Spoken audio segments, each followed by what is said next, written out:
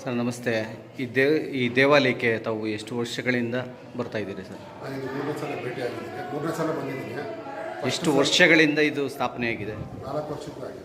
4 ವರ್ಷ ಆಗಿದೆ ದೇವಾಲಯ ಸ್ಥಾಪನೆಯಾಗಿ. ಸ್ಥಾಪನೆಯಾಗಿ ನಾನು ಮೂರನೇ ಸಲ ಬಂದಿರೋದು. ಇಲ್ಲಿ ಬಂದರೆ ಮನೆಗೆ ಹೋಗಿ ಮನಸ್ಸೇ ಬರೋಲ್ಲ, ಅಷ್ಟು ಪ್ರಶಾಂತವಾಗಿದೆ. ದೇವಿ ಮೈಂಡ್ ತುಂಬ ಚೆನ್ನಾಗಿದೆ. ಅಮ್ಮನವರು ಅಷ್ಟೇ, ಅವ್ರ ಬಗ್ಗೆ 2 ಮಾತು ಮಾತಾಡೋಂಗಿಲ್ಲ. ಆಮೇಲೆ ನಾನೇ ಕಣ್ಣಾರೆ ಒಂದಿನ ಇಲ್ಲಿ ದೇವ್ರ ಮೆರವಣಿಗೆ ಆಯಿತು. ದೇವರು ಎಲ್ಲಿ ತೋರಿಸೋದು ಅಲ್ಲೇ ಮಾಡ್ತಾಯಿದ್ದಾರೆ ದೇವಸ್ಥಾನ. ನಾನೇ ಕಣ್ಣಾರು ನೋಡಿದ್ದೀನಿ. ಲಾಸ್ಟ್ ಟೈಮ್ ಬಂದಾಗ ಅದು ನಾನು ಕಣ್ಣಾರು ನೋಡಿದ್ದೀನಿ. ಆ ದೇವಿ ಮಹಾತ್ಮೆ ತುಂಬ ಪವರ್ ಇದೆ. ಇಲ್ಲಿ ಬಂದಾದ್ಮೇಲೆ ನಿಮ್ಗೆ ಏನೇನು ಅನುಕೂಲ ಆಗಿದೆ? ತುಂಬ ಅನುಕೂಲ ಆಗಿದೆ. ಅದು ಏನೇನು ಆಗಿರ್ಬೋದು? ಎಲ್ಲ ಒಳ್ಳೇದಾಗ್ತಾ ಇದೆ. ಇವತ್ತು ನಮಗೆಲ್ಲ ಸ್ವಲ್ಪ ದೇವ್ರು ಚೆನ್ನಾಗಿದೆ. ಈ ಮೂರನೇ ಸಲ ಬಂದಿದ್ದೀವಿ, ಒಳ್ಳೇದಾಗ್ತಾ ಇದೆ.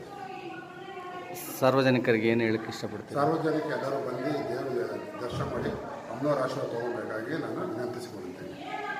ನಮಸ್ತೆ. ತಮ್ಮ ಹೆಸರು? ಸುರೇಂದ್ರ. ಯಾವ ಊರಿನ? ನಮ್ಮದು ಬೆಂಗಳೂರು. ಅಮ್ಮನ ದೇವಾಲಯಕ್ಕೆ ಎಷ್ಟು ವರ್ಷಗಳಿಂದ ಬರ್ತಾ ಇದ್ದೀರಾ? ಸರ್ ನಮ್ಮದು ಒಂದೇ ಸಲ ಬರ್ತಾ ಇರೋದು. ಒಂದೇ ಸಲ ಬಂದಾಗ ಗೊತ್ತಾಗುತ್ತೆ ನಮಗೆ, ಏಕೆಂದರೆ ದೇವಸ್ಥಾನ ಹೆಜ್ಜೆ ಇದ್ದಾಗ ಅಲ್ಲಿನ ಒಂದು ಶಕ್ತಿ ಯಾವ ಥರ ಗೊತ್ತಾಗುತ್ತೆ. ಮತ್ತು ಬಂದಾಗ ನಮಗೆ ನೆಮ್ಮದಿ ಅಂತ ಅನಿಸ್ತಿದೆ. ಆಮೇಲೆ ತಿರ್ಗಾ ಬರಬೇಕಂತ ಅನಿಸ್ತಾ ಇದೆ. ಬಂದು ಅಮ್ಮನ ದರ್ಶನ ಮಾಡಬೇಕಂತ ದೇವ್ರ ಬಗ್ಗೆ ಮಾತಾಡ್ತಾರೆ. ಏನಿಲ್ಲ.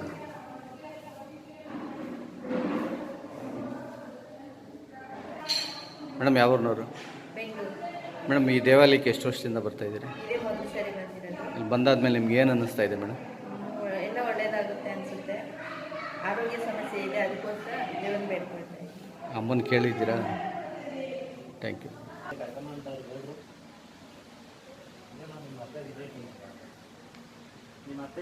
ಶುಕ್ರವಾರ ಅಮ್ಮನಿಗೆ ಒಂದು ಅಭಿನಂದನೆಯನ್ನು ಸಲ್ಲಿಸಿ, ಹಾಗೆ ಒಂದು ಕುಂಕುಮ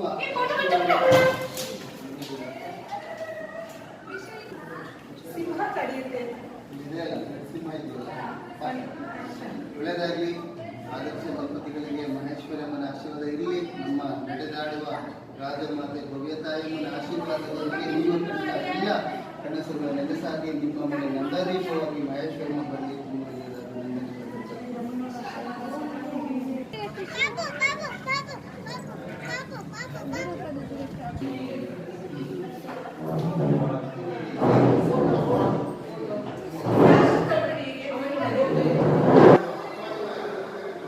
ಸರ್ ಯಾವ ಊರಿನವರು?